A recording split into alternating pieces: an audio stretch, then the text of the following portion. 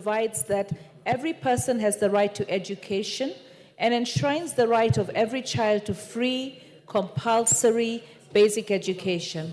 Further aware that Kenya's Vision 2030 identifies education as a crucial component for transforming the country into a globally competitive nation, appreciating that bursaries play a vital role in supplementing funding for enhancing access to education, particularly for students from disadvantaged backgrounds, and contributes to the realization of universal basic education, noting that various education bursaries exist in the country, including ward-based level bursaries, county government's bursary, National Government Constituency Development Fund, the National Government Affirmative Action Fund, and the Presidential Secondary School bursaries, further noting that the evolution of bursary schemes from centralized to community-based administrations aimed to enhance education access, equity, and responsiveness to local needs, concerned that despite these efforts, the current bursary systems faces numerous challenges, including lack of standardized and transparent selection criteria, delay in disbursement of funds, and insufficient coverage of education costs leading to gaps in support. Further concerned that these challenges have resulted in persistent disparities in education access, increased dropout rates, particularly in secondary schools, due to financial constraints and strains on household incomes as families struggle to meet educational expenses not covered by bursaries.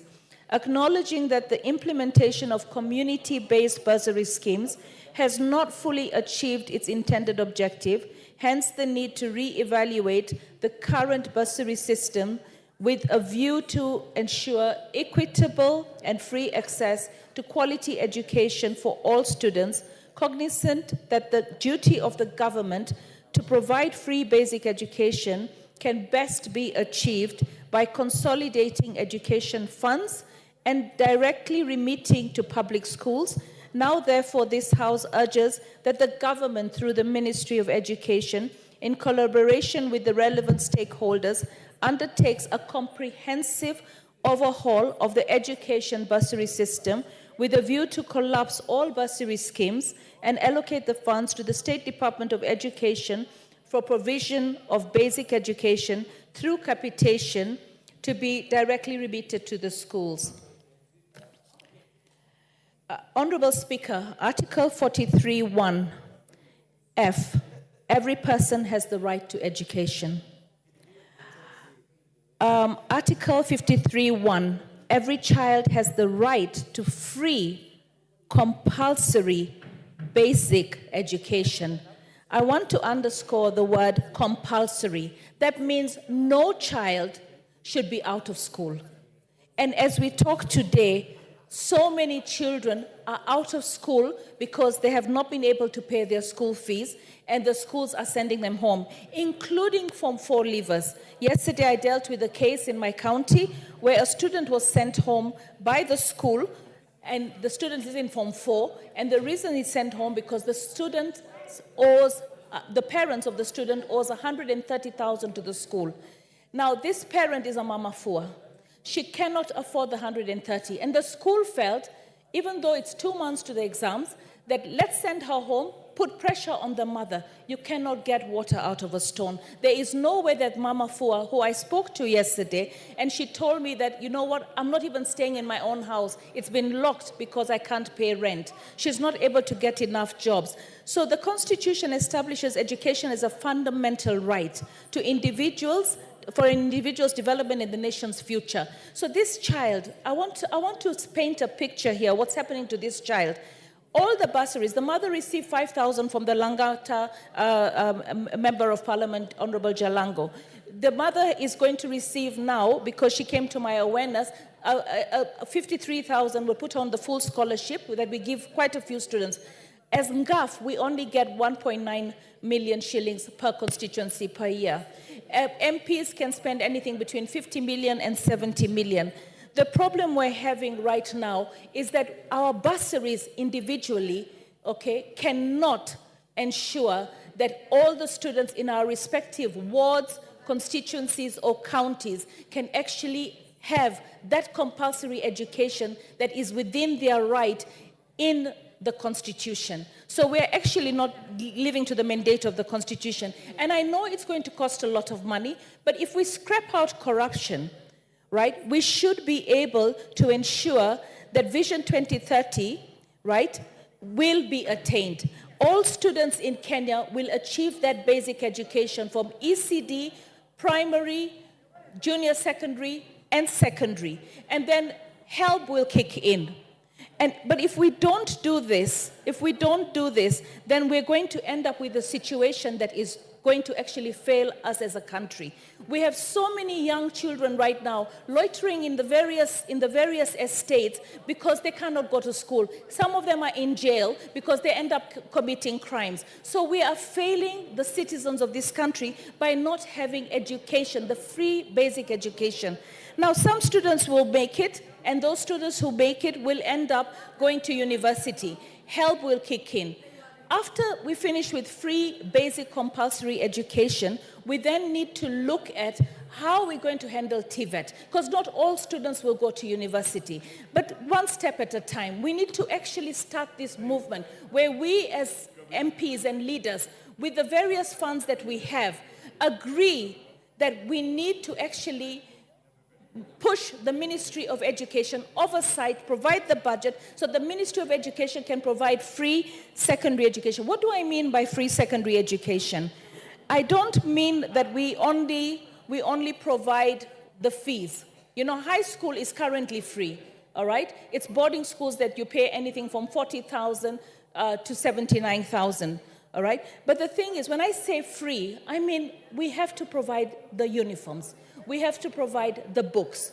We have to provide the teachers. We have to provide the sporting, the money that they need to go out for activities. I went to a primary school recently, and one of the students that I had taken to school, the reason they didn't go to school is because they didn't have uniform. I bought them the uniform, I took them to the primary school, and their school had just gone on a trip. It was a geography learning trip. That student and many other students whose parents could not afford 2,000 shillings could not go on those trips. I recall in my childhood days, when I used to go on school trips, there was no segregation, there was no discrimination. Whether you had money or not, the school provided the trip for you. So today we are doing something wrong. We are actually making parents and children grow up with very low self-esteem.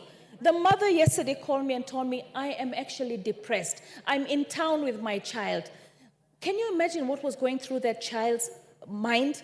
That my mother is walking around from one Mheshimiwa's office to another, begging for my fees so I can go back and sit for my exams. That child is actually going to be demoralized. That child is going to be messed up emotionally. And I feel that we need to do something about that. There is also a lack of standardized criteria. The lack of uniform selection. I mean, how do we decide who requires the bursaries? I think we really need to make sure that it's free for all so that we don't have inequality, we don't have favoritism, and we don't have inefficiency in awarding the funds. And also, every MP, even the MP who puts the maximum from his NGCDF, 70 million to giving out bursaries, he's still not reaching everyone. And not every child that he gives 5, 10, 15,000 is actually going to complete school. That child is going to drop out of school because if he's in a boarding school, he requires 53,000. You give him 15,000, which is the highest ceiling, he's still going to be sent home. And then we are spending so much money on education. We give over 600 or 700 billion to the Ministry of Education.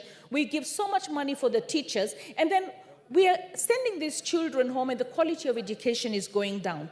When I talk about the quality of education, right, when the school is performing bad, it's because half the time the student is actually sent home. In a year, the student spends one term at home. Can you imagine what is happening? This is when we end up with teenage pregnancies. This is when we end up with taking drugs because the mother now goes to work, the child is left unattended at home. We really need to become serious about free basic, compulsory education. You can't even tell the chief, go pick up the children that haven't reported to school from transitioning from primary to secondary, go and take them to school. Which school is he going to take them? No uniform. First of all, uniform for me is overrated. It's still a very colonial thing.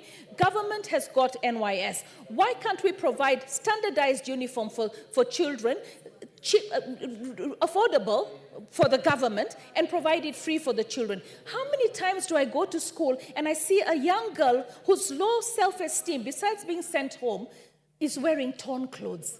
Really faded torn clothes. Can you imagine the stigma that that child is going through? So why can't we provide that basic school uniform?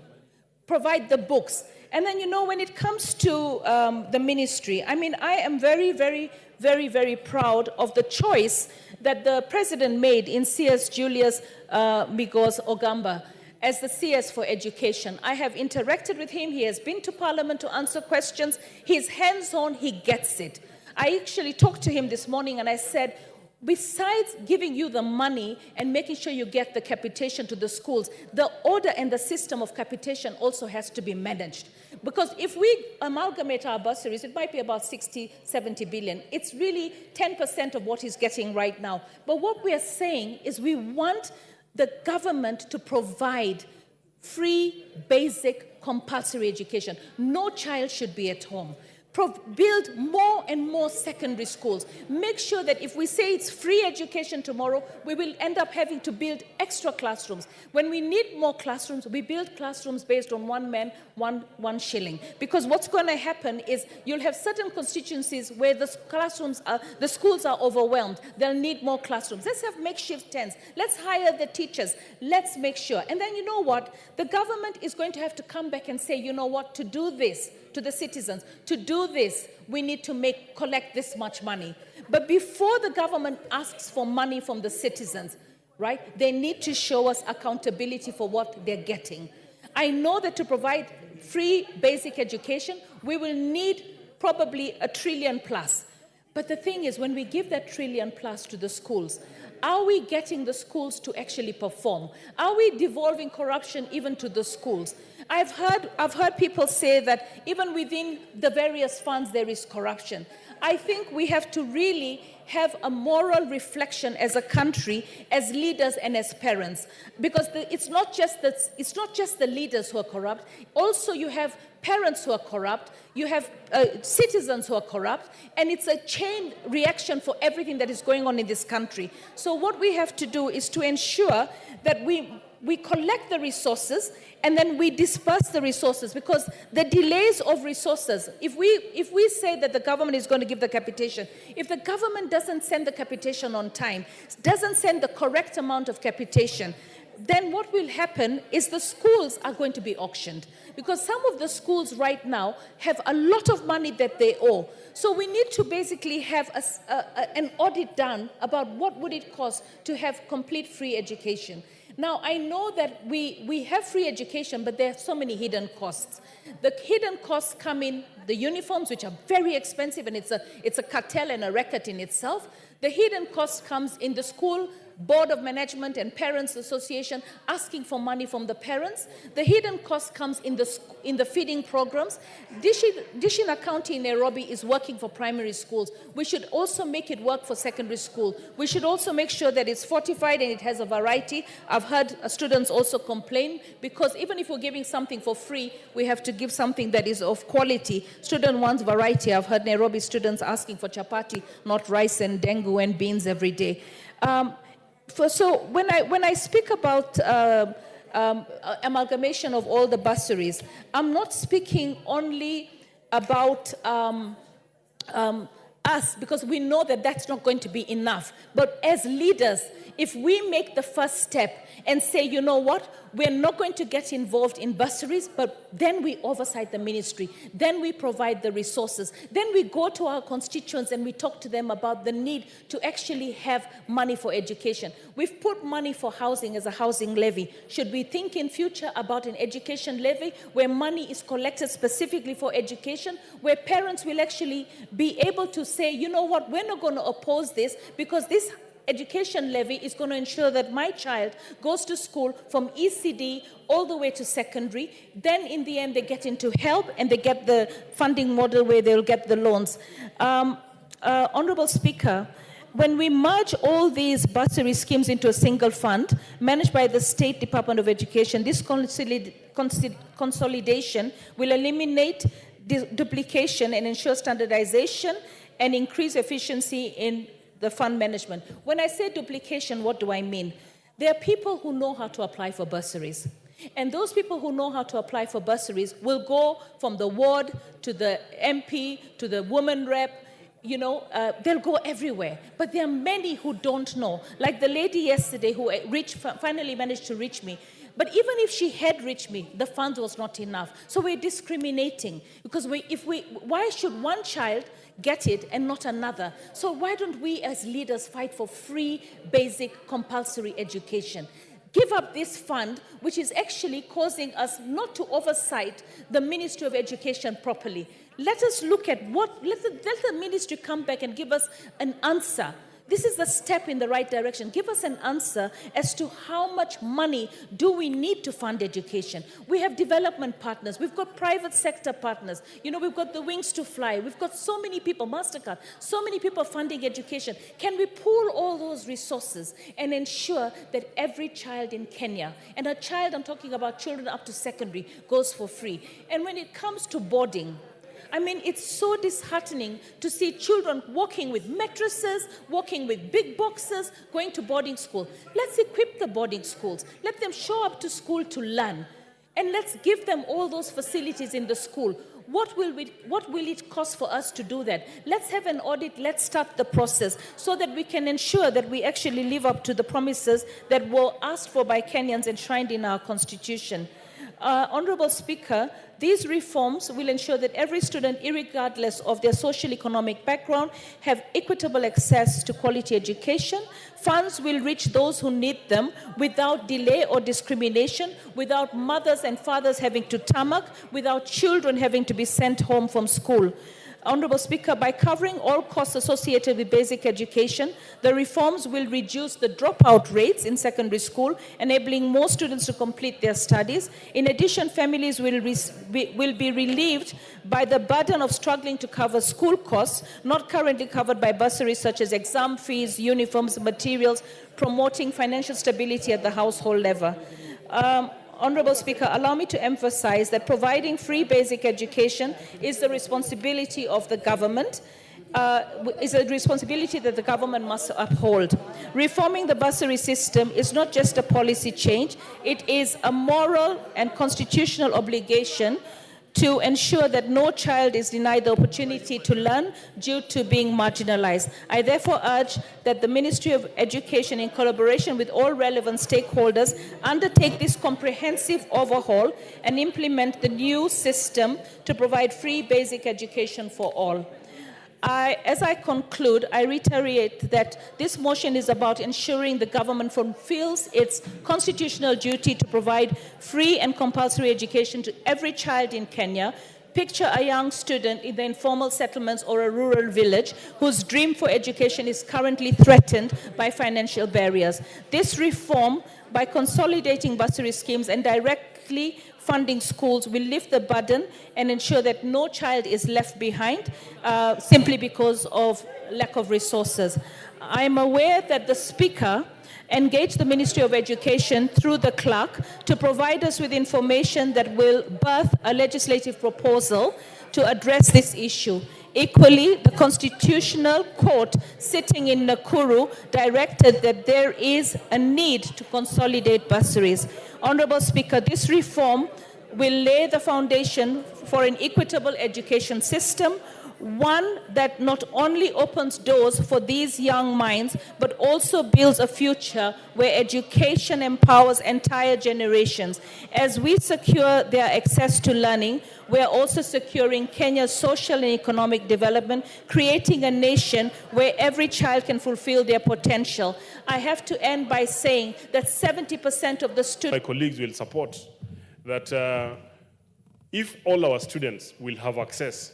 Today, I will tell you, for example, in my constituency, I get about 21,000 applications for bursary. only about 9,000 of them benefit from it. And even the 9 that benefit partially. They get between 5 to 10,000, sometimes 15,000. The ones that go on the scholarship program are very few. Of the 9,000, it's just because I've tried to balance to ensure that at least in every household, I have one benefiting. But it is such a small amount. For families that are coming from low-income areas, it is not adequate.